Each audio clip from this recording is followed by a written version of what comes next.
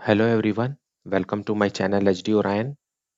हम पढ़ रहे हैं accountancy for class 11th PS Grewal की टेक्स्ट बुक से चैप्टर 8 जर्नल। और अभी हम पढ़ेंगे miscellaneous questions. So let us take some questions from the textbook. So question number 16, journalise the following transactions. First, Shyam became insolvent. Compensation of 75 paisa in a rupee was received from his official receiver. He owed us rupees 10,000. Second, received cash from Ramesh, whose accounts was written off last year as bad, rupees 5,000. Third, rent due to landlord, rupees 8,000. Salaries due to staff, rupees 10,000. Fifth, placed an order with Rakesh for supply of goods of the list price rupees 1 lakh. In this connection, Raman paid 10% of the list price as an advance by check. Sixth point, supplied goods costing rupees 3,600 to Sanjay. Issued invoice at 20% above cost, less 10% trade discount. So let us see the explanation and its journal entries. So solution 16, journal entries. First transaction है, Shyam became insolvent and compensation of 75 paisa in a rupee was received from his official receiver. He owed us rupees 10,000. Shyam से 10,000 rupees लेना था, लेकिन वो insolvent हो गया। Insolvent हो गया मतलब वो दिवालिया हो गया, और सिर्फ 75 पैसा इन अ रूपी। 75 पैसा इन अ रूपी मतलब 75 बाई 100, मतलब 75% ही मिलेगा हमें। सो श्याम से रिसीव होगा, कैश अकाउंट डेबिटेड, फिर जो नहीं मिलेगा उसे लिखेंगे bad dates,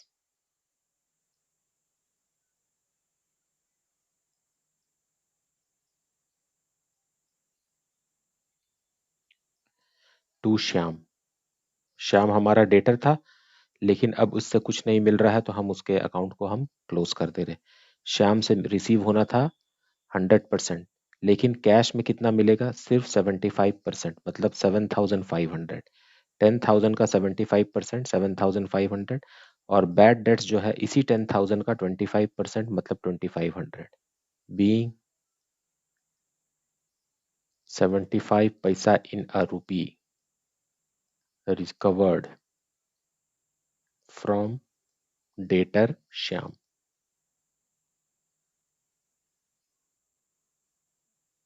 now second transaction, received cash from Ramesh whose account was written off last year as bad debts. मतलब रमेश हमारा डेटर था, और जब उसने हमें पैसा नहीं दिया तो हमने उसके अकाउंट को क्रेडिट करके क्लोज कर दिया, बैड डेट्स मान लिया। लेकिन अब रमेश आके हमें पैसे दे रहा है, सो कैश अकाउंट डेबिटेड होगा, क्योंकि पैसा आ रहा है, कैश एक रियल अकाउंट है। So debit what comes in to, हम यहाँ रमेश नहीं लिखेंगे, यहाँ लिखेंगे bad debts recovered.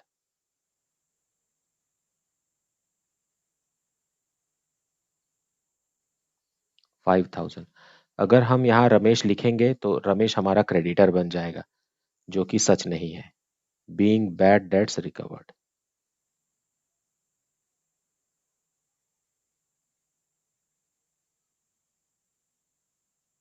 Third transaction है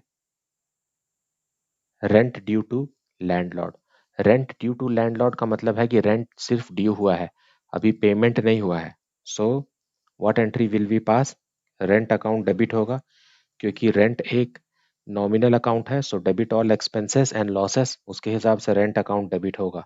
और अगर हम पेमेंट कर देते तो टू कैश लिखते, लेकिन यहाँ पर लिखेंगे outstanding rent. Outstanding rent, outstanding rent एक पर्सनल अकाउंट है, और इसलिए वो क्रेडिट होगा। Debit the receiver and credit the giver, being rent outstanding. यहाँ पर आप लैंडलॉर्ड अकाउंट मत लिख दीजिएगा गलती से, नहीं तो ये गलत एंट्री हो जाएगी। उसी तरीके से फोर्थ ट्रांजैक्शन भी है, salaries due to staff. Same entry होगी, लेकिन रेंट के बदले हमें क्या लिखना है, salaries. So salaries account debited, क्योंकि ये एक एक्सपेंस है, डेबिट ऑल एक्सपेंसेस, इसलिए आउटस्टैंडिंग सैलरीज। आउटस्टैंडिंग सैलरीज जो है ये एक लायबिलिटी है। आउटस्टैंडिंग रेंट भी एक लायबिलिटी है, आउटस्टैंडिंग सैलरी भी एक लायबिलिटी है। तो जब लायबिलिटी इंक्रीज होता है तो वो क्रेडिट होता है। Being salaries outstanding.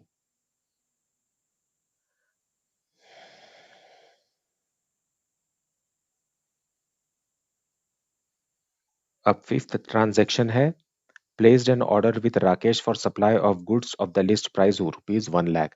हमें राकेश से कुछ सामान खरीदना है 1,00,000 का, उसके लिए हमने ऑर्डर प्लेस किया 1,00,000 का। इसकी कोई भी जर्नल एंट्री नहीं होगी, ना तो राकेश की बुक में और ना हमारी बुक में, हम मतलब रमन की बुक में। लेकिन आगे लिखा हुआ है Raman paid 10% of the list price as advance by cheque. मतलब हमने, जिसके लिए हम जर्नल एंट्रीज बना रहे हैं, इन्होंने सप्लायर राकेश को 10%, 1,00,000 का 10% मतलब 10,000 का चेक एडवांस में दिया है। सो इसके लिए होगा advance to Rakesh, account debited to bank. 1,00,000 का 10%, 10,000 रुपीज हम एडवांस दे देंगे, being advanced to Rakesh for supply of goods. Now यहाँ जो एडवांस टू राकेश है ये एक एसेट है, इसलिए एसेट इंक्रीज हो रहा है, इसलिए एसेट डेबिट हो रहा है। और बैंक से हमारे पास से पैसा जा रहा है, इसलिए बैंक अकाउंट जो है वो क्रेडिट हो रहा है। अब नेक्स्ट ट्रांजेक्शन है transaction sixth, supplied goods costing ₹3600 to Sanjay. मतलब 3600 का माल संजय को सप्लाई किया, मतलब बेच दिया। Issued invoice at 20% above cost. अब कॉस्ट प्राइस में 20% ऊपर लिख करके हमने सप्लाई किया, लेकिन उस पर भी 10% डिस्काउंट दे दिया।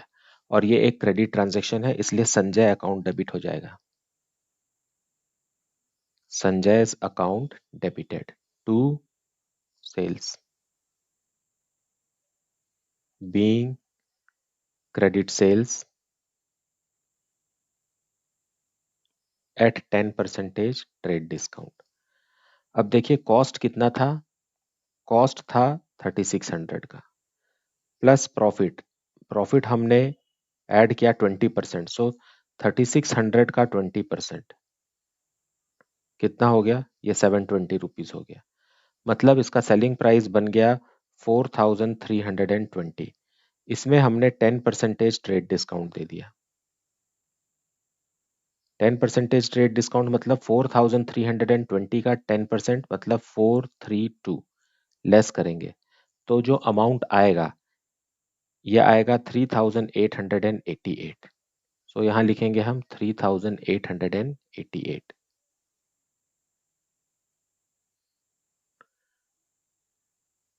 अब हम टोटल कर देंगे यहाँ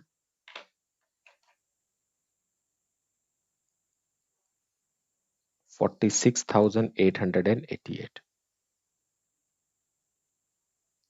So that is the solution.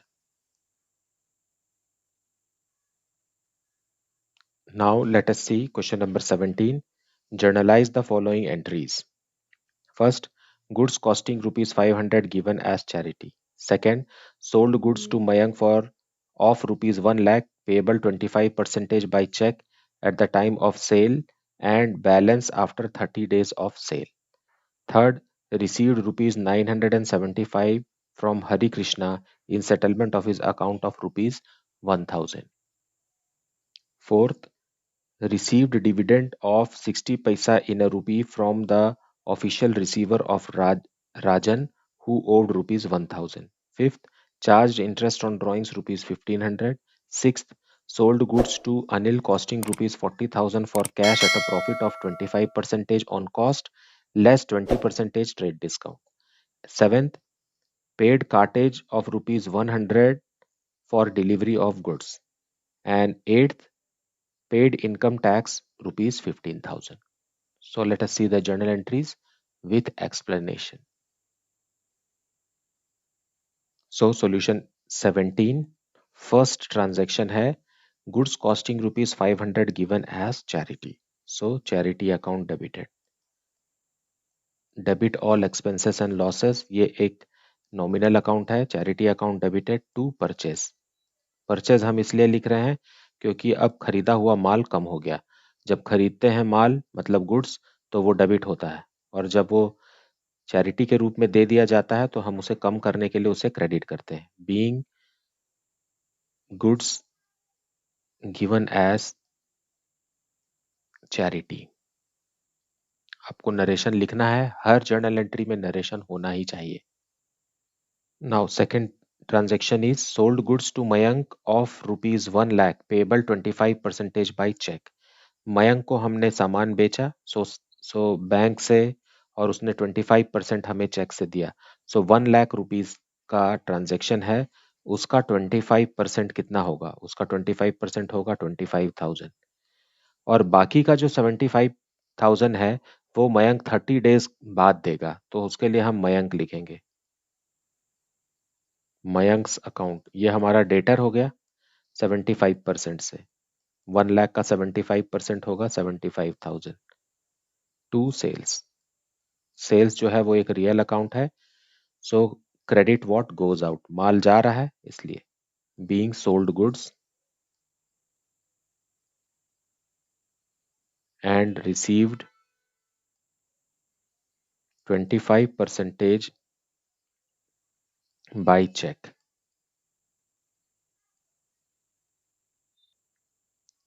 Third transaction है received 975 from Hari Krishna in settlement of his account of ₹1,000। So cash मिला है, रिसीव किए हैं, कैश अकाउंट डेबिटेड, ये एक रियल अकाउंट है। डेबिट व्हाट कम्स इन, सो कितना आ रहा है? 975 आ रहा है 1000 में, मतलब 25 रुपीज कम आ रहा है। फुल सेटलमेंट में मतलब ये डिस्काउंट अलाउड है। डिस्काउंट अलाउड भी क्या है?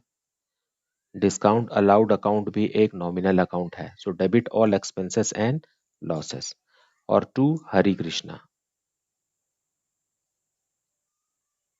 1000, ये जो डिफरेंस है दोनों का यही डिस्काउंट है।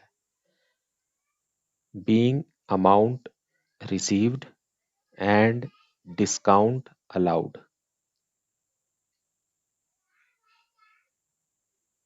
Now fourth transaction, received dividend of 60 paisa in a rupee from official receiver of Rajan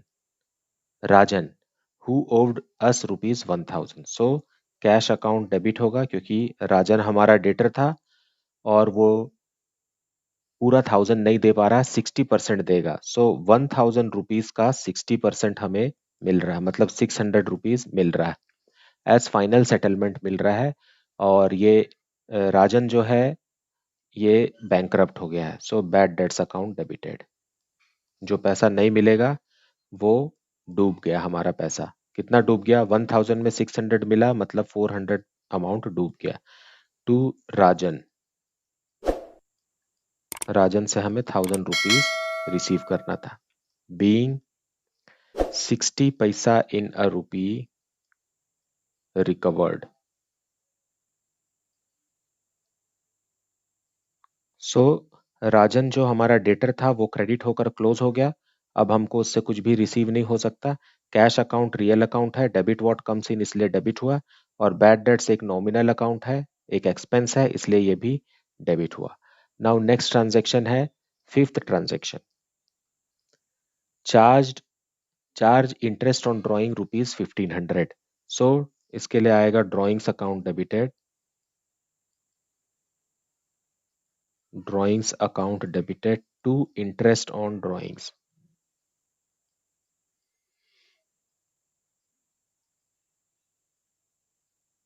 1500, being interest on drawings due।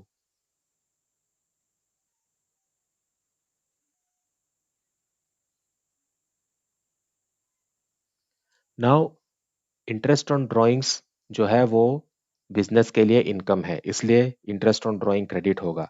और ये क्योंकि ड्यू हो रहा है इसलिए ड्राइंग्स अकाउंट को ये और भी बढ़ा देगा, डेबिट हो गए। सो ड्रॉइंग्स हमेशा डेबिट बैलेंस रहता है, और अगर इंक्रीज इन ड्रॉइंग्स हो रहा है तो उसे हमको डेबिट ही करना है।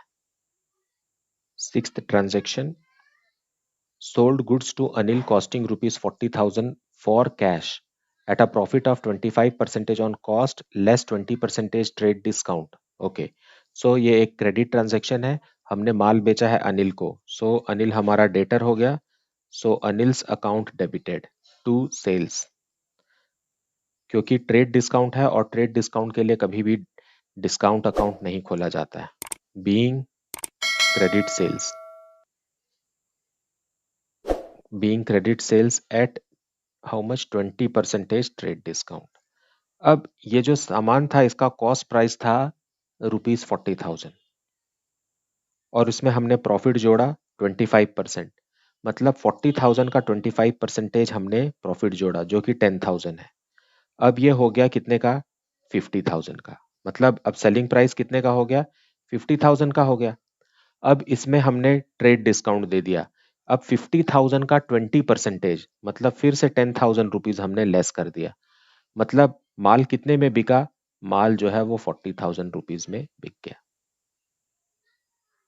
इस बात को आप समझिए, देखिए फिर से, कॉस्ट प्राइस उसका 40,000 था, उस पे प्रॉफिट जो था वो 25% था। सो 40,000 का 25% कितना होगा? 10,000। 40 प्लस 10 करेंगे तो कितना आ जाएगा? 50,000 आ जाएगा। अब सेलिंग प्राइस 50,000 का 20% ट्रेड डिस्काउंट दिए, सो 50,000 का 20% ट्रेड डिस्काउंट मतलब 10,000 trade discount. So 50 minus 10 will give us how much? 40,000। अब क्योंकि पेज यहाँ खत्म हो रहा है इसलिए हम लिखेंगे total closed down how much? 144,000। Debit और क्रेडिट कॉलम दोनों का ग्रैंड टोटल बराबर आएगा। अब हम इसे नेक्स्ट पेज में कैरी फॉरवर्ड करेंगे। सो नेक्स्ट पेज में सबसे पहले हम टोटल लिखेंगे। टोटल ब्रॉट डाउन या ब्रॉट फॉरवर्ड 1,44,000, जो हमने ग्रैंड टोटल किया था प्रीवियस पेज में वही कैरी फॉरवर्ड होगा। अब सेवेंथ पॉइंट, सेवेंथ ट्रांजेक्शन है paid cartage of ₹100 for delivery of goods. So cartage, cartage account debited. ये एक खर्च है क्योंकि जो माल बिक्री हुआ है उसका किराया, मतलब ग्राहक के निवास स्थान तक पहुंचाने तक का किराया 100 रुपीज हम बिजनेस ही पे कर रहा है। So to cash, being cartage paid on sales,